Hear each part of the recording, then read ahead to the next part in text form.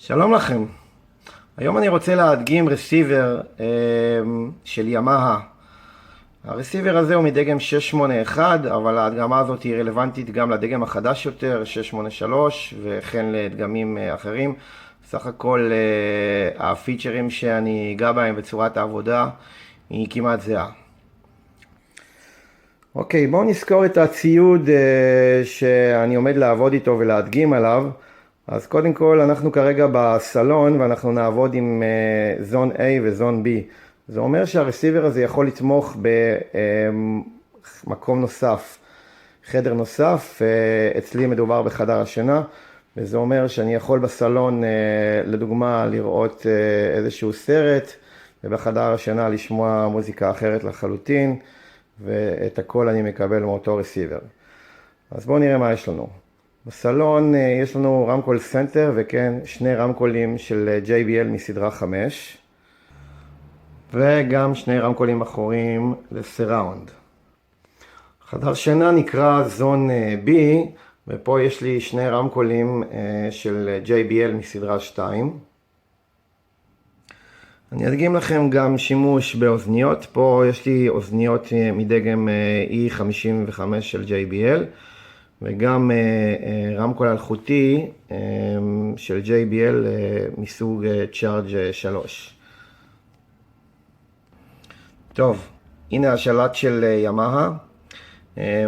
מה שיפה פה זה שפשוט לא צריך אותו. אני חושב שאני השתמשתי בשלט הזה רק ביומיים הראשונים, אבל אחרי שמתקינים ומשתמשים באפליקציות המצוינות של ימאהה, פשוט אין צורך בשלט הזה. ובגלל זה לא תראו אותו בשאר ההדגמה. טוב, עברנו לפלאפון שלי, וכאן התקנתי 3 אפליקציות. אתם יכולים לראות את ה-AV Controller, את ה-Musicast ואת ה-AV Setup Guide. בואו נתחיל עם ה-AV Setup Guide. אז קניתם רסיבר ואתם רוצים לחבר אותו, סך הכל יש לו המון חיבורים וזה עלול להיות די מסובך. כנראה שנרצה לחבר את הרסיבר לטלוויזיה, ל-DVD, לרמקולים, אולי בתצורת 5.1 בסלון. הרסיבר הזה תומך גם ביותר, ואולי גם לחבר את איזשהו חדר בזון B. אז מה שעשו ימאהה, הם יצרו לנו פה איזושהי אפליקציה שתעזור לנו להגדיר. אנחנו נבחר פה את דגם הרסיבר. נראה. הנה הדגם שלי. מכאן אני אלך ל-Connection Guide. ופה יש איזשהו וויזארד שאחרי שמשלימים אותו הוא אומר לנו בדיוק איך מחברים את הרמקולים, את הטלוויזיה וכו'. אוקיי, אז עכשיו עברנו לאפליקציית המיוזיקאסט. בעצם כאן נמצא מרכז השליטה והבקרה של הרסיבר. מאחר ואני עובד פה בשני זונים, אז אתם פשוט יכולים לראות אותה. יש לנו פה את הסלון וחדר השינה. עכשיו, במיוזיקאסט אפשר לחבר עוד דיווייסים של ימאהה, אם יש לכם. פה יש לי רק את הרסיבר הזה, ואני אדליק עכשיו את הסלון. שימו לב לאפשרויות, לחיבוריות שהרסיבר מציע. אנחנו יכולים להתחבר לכל מיני שירותי רשת, כמו ספוטיפיי, תידל.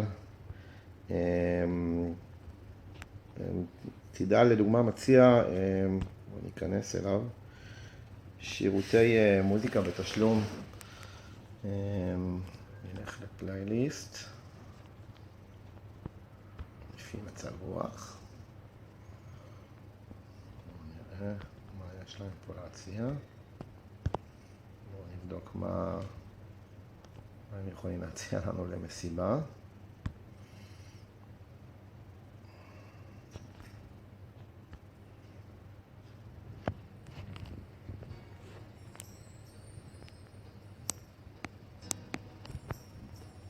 אוקיי. בנוסף, אפשר להתחבר מן הסתם לטיונר, אבל מה שיפה זה שיש פה נט רדיו. בעצם מדובר בתחנות רדיו מכל העולם וגם ישראליות דרך האינטרנט. כך שאם יש לנו בעיות קליטה, אני לדוגמה לא מצליח לקלוט כמו שצריך את גלגלצ, ואני עובד בשיטה הזאתי, ופשוט ככה אני שומע את ערוצי הרדיו מצוין. בואו נראה מה עוד אפשר לעשות.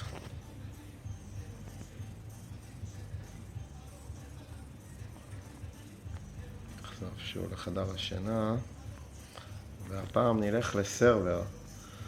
אז אם יש לכם מחשב או איזשהו נס,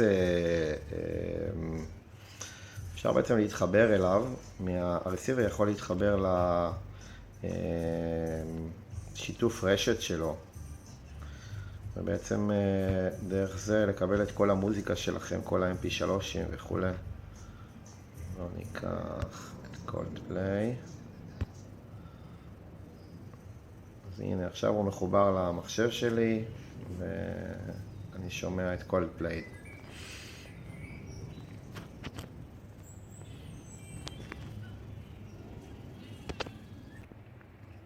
אוקיי, עכשיו בעזרת המיוזיקאסט נתחבר לפלאפון שלי.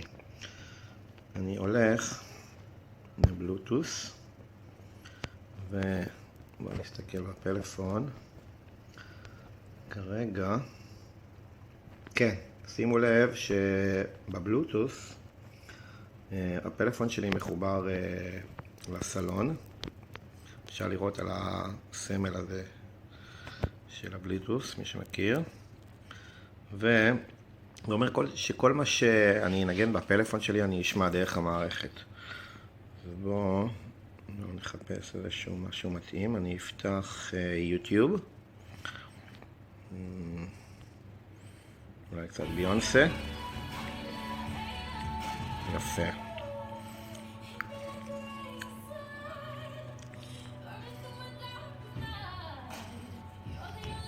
עכשיו בעצם כל מה שקורה בפלאפון שלי אני יכול לשמוע דרך המערכת.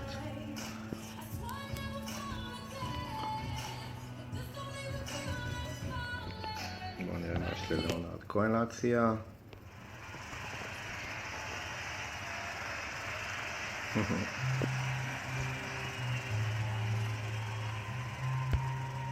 טוב, כאן מסתיים החלק הראשון של ההדרכה הזאתי.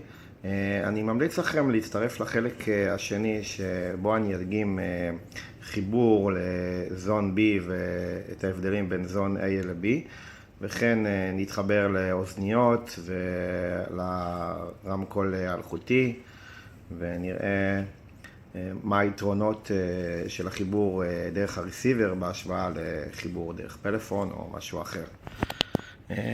תודה רבה שצפיתם, ולהתראות בחלק ב'.